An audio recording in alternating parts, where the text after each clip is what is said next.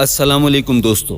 प्यारे दोस्तों, आज हम आपको एक मुसलमान लड़की के बारे में बताने जा रहे हैं। जब एक मुसलमान लड़की तालाब में नहा रही थी तो बहुत से गैर मुस्लिम लोग वहां इकट्ठे होकर उसे बाहर निकलने के लिए बोलने लगे, लेकिन उसके बाद कुछ ऐसा हुआ कि जिसे देखकर वहां तमाम लोग मुसलमान हो गए। तो दोस्तों, ऐसा क्या हुआ आगे हम आपको बताएंगे। अगर आपने इस वीडियो को लाइक नहीं किया है तो इसे लाइक करें और चैनल को सब्सक्राइब कर दें। दोस्तों, बहुत साल पहले की बात है। एक राजा अपने सिपाहियों के साथ कहीं जा रहा था। वो राजा मुसलमान नहीं था। उस वक्त बहुत गर्मी थी और गर्मी की वजह से उसको नहाने की हाजत महसूस हुई, तो वो करीब ही तालाब पर नहाने के लिए पहुंचा। वहां जाकर क्या देखता है कि तालाब में पहले से ही कुछ लड़कियां नहा रही थी। क्योंकि वो तालाब सिर्फ लड़कियों के नहाने के लिए था। लड़कियों ने जब राजा को तालाब के पास आते देखा तो फौरन ही तालाब से बाहर निकल आई, लेकिन एक लड़की तालाब में बैठी रही। राजा ने उस लड़की से पूछा कि तुम क्यों नहीं निकली।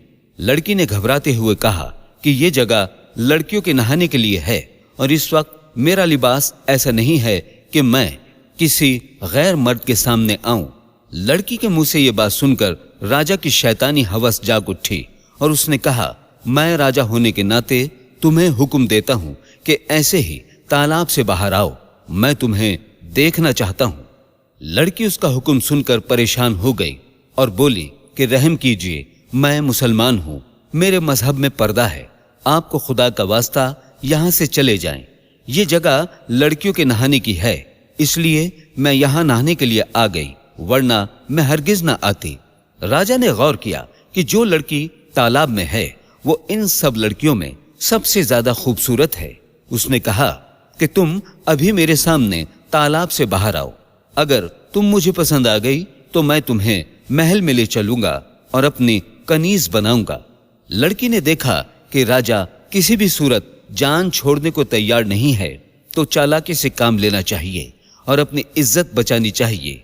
लड़की ने राजा से कहा कि मैं बाहर तो आ जाऊं, लेकिन यहाँ पर मेरी सहेलियां भी हैं और आपके सिपाही भी मुझे इसी हालत में देख लेंगे तो मैं राजा के लायक नहीं रहूंगी। अगर आप मुझे जाने दें तो कल मैं खुद आपके दरबार में हाजिर हो जाऊंगी। लड़की की बात राजा के दिल को लगी और वो सिपाहियों को लेकर वापस चला गया। अगले दिन राजा बेताबी से उसका इंतजार कर रहा था, लेकिन वो लड़की दरबार में नहीं आई। तो जालिम राजा ने सिपाहियों को भेजा कि उसके घर का पता करो और उसको मेरा पैगाम दो कि राजा तुम्हें दरबार में बुला रहा है। सिपाही चले गए और वापस आकर बताया कि वो मुसलमान सुनार की बेटी है, हम आपका पैगाम बाप बेटी तक पहुंचा आए हैं। राजा दूसरे दिन भी इंतजार करता रहा, लेकिन लड़की नहीं आई। राजा को बहुत गुस्सा आया, उसकी बेचैनी बढ़ती जा रही थी। अगले दिन जालिम राजा ने सिपाहियों को हुक्म दिया कि जाओ उन दोनों बाप बेटी को गिरफ्तार करके मेरे सामने हाजिर करो।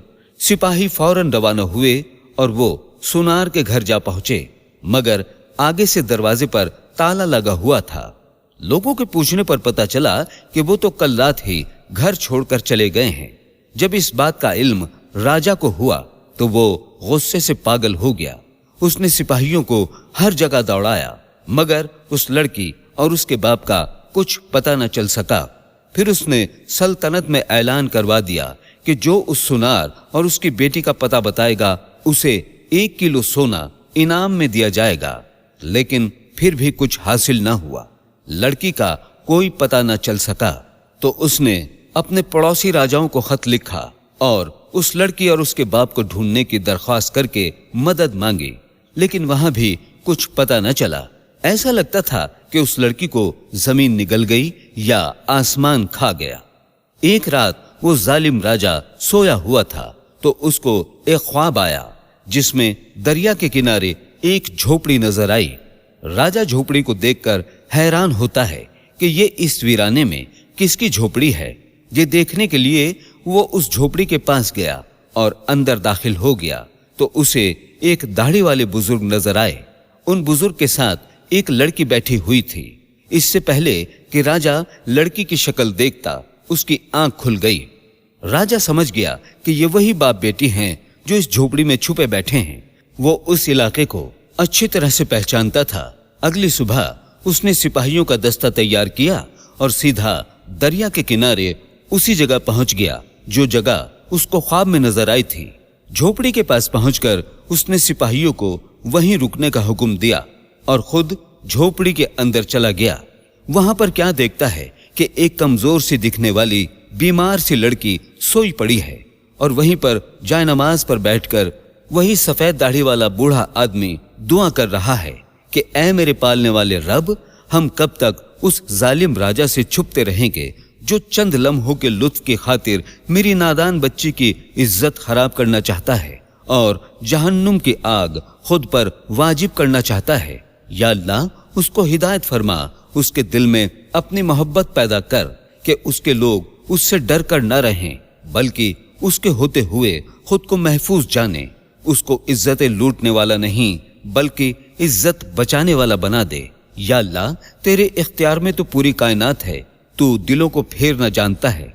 राजा समझ गया कि ये वही लड़की है जिसे वो तलाश करते हुए यहाँ तक आया है, लेकिन वो कमजोर और बीमार नजर आ रही थी और उसके बाप के अल्फाज सुनकर वो खुद पर काबू ना रख पाया और उसके बाप के पास बैठकर रो रो कर मुआफी मांगने लगा कि मेरी वजह से आप इतनी मुसीबतों और तकलीफों से गुजर रहे हैं।